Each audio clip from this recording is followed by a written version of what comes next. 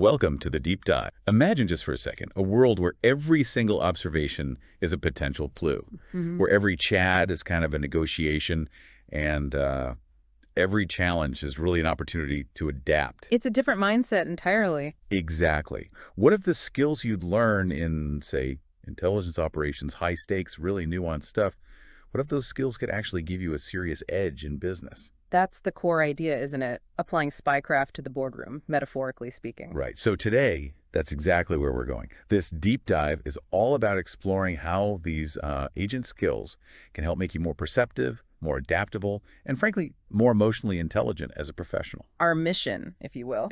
Yes, is to give you a kind of shortcut to understanding these really powerful, often quite subtle capabilities, and importantly, how you can actually use them day to day. And we're drawing these insights from some fascinating material excerpts titled Agent Skills for Business Mastery. Yeah, really interesting stuff. What strikes me is how these skills, they were forged, where information is absolutely critical, the stakes couldn't be higher. Right.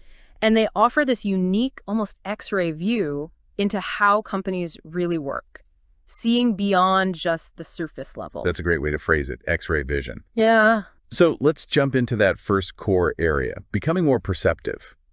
When we talk about perceptiveness, it's more than just noticing someone got a haircut right. What's the deeper layer agents are trained for? Oh, definitely deeper. The first skill here is reading unspoken agendas and power dynamics.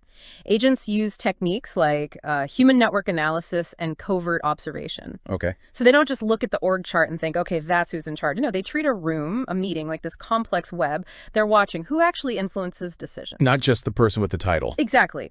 Whose opinions seem to carry real weight. Who holds that informal power? You see it in the subtle stuff. A quick glance between two people, who interrupts whom, maybe a slight deferential gesture. Okay, so for our listener, how does that translate? How does seeing that hidden web help you in, say, your average Tuesday morning meeting? Well, it can completely change your approach. It lets you quickly spot the real decision makers, maybe the silent influencers, or even pick up on hidden objections before they're even spoken. So understanding the meeting under the meeting. Spot on. You can tailor your arguments, anticipate pushback. Think about a critical negotiation, maybe with a new supplier. You're talking to the main negotiator, but you notice their quieter colleague. Maybe they grip their pen tightly when Clause 7 is discussed. Okay, subtle. Yeah, or they tense their jaw slightly, glance quickly at their boss. You might infer, this person has a concern here, maybe a technical hurdle, an operational issue they haven't voiced. Right. So instead of just pushing ahead, you pivot. You might say something to gently invite their perspective, show you understand there might be complexities. That perceptiveness, that empathy, it can unlock the whole deal. That really does shift things. Addressing the unspoken. Okay, building on that perception idea, what about detecting organizational lie-ins or passive resistance? Sounds like spotting trouble brewing under the surface. It is, yeah. And that term lie-ins, drawing from the source, it's about those subtle, often unspoken ways people might drag their feet or show cynicism. Hidden friction. Gotcha. The agent skills here are things like behavioral pattern recognition and discrepancy identification. Agents are trained to look for gaps between the official line, the policy, the announcement, and what people are actually doing or how they seem to feel. So spotting the eye rolls, maybe? Metaphorically speaking. Or literally sometimes. But yeah, spotting that subtle noncompliance, the unspoken, this will never work attitude. So for you, the listener, rolling out a new strategy. It's not enough to just get nods in the meeting. Definitely not. You need to tune into more than just the verbal yes. Look for that lukewarm body language. Are deadlines slipping without good reason? Are you constantly hearing reasons why it won't work instead of solutions? Spotting that passive resistance early lets you dig into the why. What's the real root cause? You can address that before the whole strategy just fizzles out because nobody was truly on board. Addressing the friction. Okay. So we've got reading the room, spotting resistance. How about getting ahead of things? Predicting reactions. Let's talk about that third perceptive skill. Anticipating reactions and outcomes. Right. This uses predictive analysis and what's called hypothesis-based psychological profiling. It sounds complex, but it's about making educated guesses. Based on what you see and know. Exactly. Based on limited real-time observations. Plus what you know about someone's past behavior, their preferences, their triggers. So in a business context, this is like mental rehearsal. Sort of, yeah. You can play out scenarios in your head before, say, you have to give some tough feedback or present a really sensitive proposal. Okay. You think, okay, person A is very detail-oriented. They'll probably focus on X. Person B is big picture. They'll care about Y. Person C is risk-averse. By analyzing those known tendencies, you can anticipate the likely objections or questions. You can prepare your responses or maybe even frame your message differently from the start to resonate better. It hugely increases your odds of success. It's like playing chess, thinking a few moves ahead. That ability to perceive, to anticipate, incredibly powerful. But perception alone isn't enough when everything goes sideways, right? How do these skills help us stay afloat, even thrive, when the unexpected hits? This brings us to becoming more adaptable. A massive skill in today's world, absolutely critical. The first one here is navigating ambiguity and unexpected crises with composure. Okay, staying cool under pressure. Exactly. Agents rely on stress management techniques, improvisation skills, and always contingency planning. They have to operate effectively when things are chaotic, when information is patchy or unreliable. Right. They learn to stay calm, assess the situation rapidly, and find solutions, often unconventional ones. So for our listener, this means when that big project suddenly derails, or a key client unexpectedly pulls out, or the market takes a dive. You don't freeze. You don't panic. Instead, your training, this mindset kicks in. You quickly analyze the new situation, figure out what resources you do have, maybe even ones you hadn't considered. You prioritize the immediate actions needed, and you pivot your strategy. That ability to think clearly, to act decisively under pressure, that becomes a huge asset. It really sets you apart. That composure is definitely key.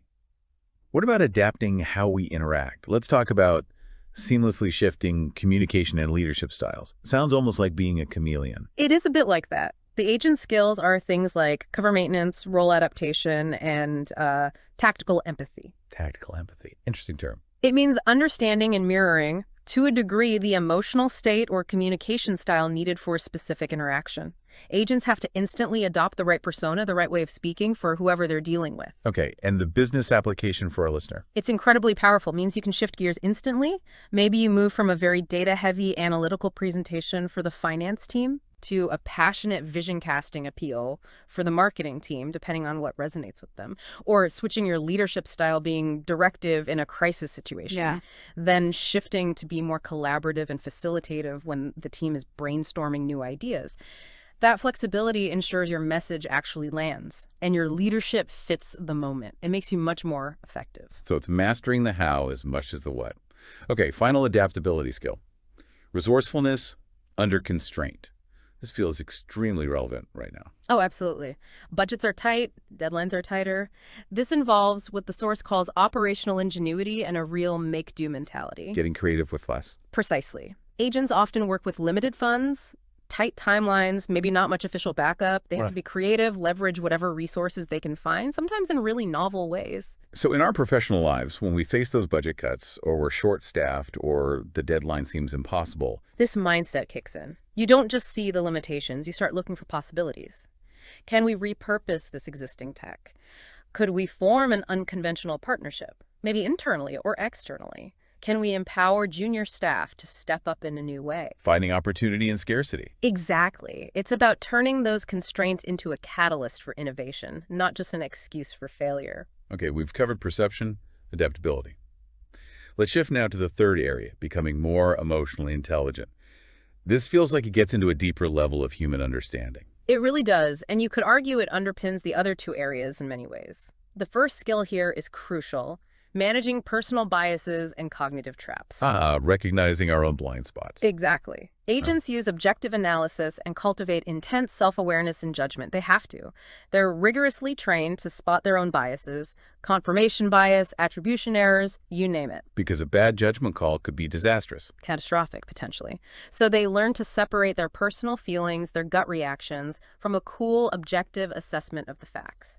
And for us in the business world, how does that apply day to day? It means you become much more self-aware. You start noticing how Maybe your personal liking for someone or a past negative experience might be coloring your judgment when you evaluate their performance or assess a project proposal or look at a market opportunity. Yeah. Recognizing that helps you make fairer decisions. It leads to more accurate assessments. You're less likely to repeat mistakes driven by those hidden biases. It gives you a clearer lens, really. That self-awareness is so important for fair leadership. Okay, so if we understand ourselves better, how does that help us connect with others? Let's talk about building deep trust and inspiring loyalty. This draws heavily from agent skills like asset recruitment and handling and long-term relationship cultivation. Sounds intense. Well, the principle is universal. Agents learn that deep trust isn't commanded through authority, it's earned through consistency, through showing genuine empathy, through being perceived as having someone's best interests at heart, even when delivering tough news or asking hard things. Okay, so for you, our listener, leading a team or managing client relationships, It means you instinctively know how to create an environment where people feel genuinely heard, feel valued, feel safe enough to maybe take a calculated risk or voice dissent. You learn how to provide support, guidance, recognition in ways that really resonate personally with individuals. That's what builds deep loyalty. It fosters innovation because people feel safe, and it boosts retention. People stay where they feel trusted and valued, whether they're team members or clients. That ability to cultivate trust, Yeah. it's fundamental. Okay, our final emotional intelligence skill feels particularly relevant today. Identifying subtleties of stress and burnout in others. Hugely relevant. This comes from what the source calls observational acuity of human behavior under duress. Picking up on the warning signs. Exactly. Agents are trained to spot those early signals of stress, fatigue, maybe compromised mental states in people they work with because it impacts performance, reliability, even security. And in a business setting, what are we looking for? You start noticing the subtle shifts. Maybe a colleague's usual work patterns change slightly. Their energy level seems consistently low. Or you pick up on persistent physical cues. Maybe they're fidgeting more, their voice sounds strained, they seem less engaged in meetings. Things that are easy to miss if you're not looking. Very easy. But noticing allows you to intervene early, before things escalate. You can offer support, perhaps subtly adjust workloads, or gently guide them towards resources like HR or wellness programs. It's about catching burnout before it takes hold. That proactive care is so valuable, both for the person and the team. Can you give us a quick example of spotting this? Sure. Let's say you're leading a project team, maybe implementing new software down in Kaohsiung. Everyone says they're on track. Okay. But you notice one team member, usually incredibly meticulous, their desk is looking unusually chaotic, their posture seems slumped when they think no one's watching, maybe dark circles under the eyes. And when you ask for updates, their answers are really brief, kind of non-committal, not their usual style. Alarm bells ringing quietly. Exactly. You infer these could be signs of significant stress, maybe heading towards burnout. So instead of just pressing them for updates in the group setting, you adapt. You find a moment to pull them aside later, privately. Right. You check in, ask how things are really going, maybe offer support or gently inquire about workload challenges. Perhaps you reallocate one small non-critical task just to ease the pressure slightly. Showing you noticed, showing you care. Precisely. It potentially prevents a breakdown, keeps the project moving, but more importantly, it supports that person's well-being. That's leadership through perception and empathy. Wow. What an incredible range of skills we've covered today. It really highlights the connection from reading those unspoken signals to navigating chaos with composure, building that deep trust.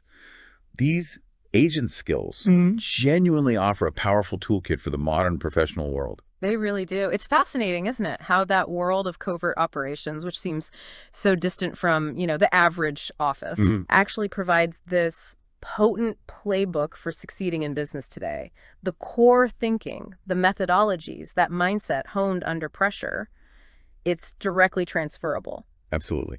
Now, a crucial point mentioned in the source and worth repeating.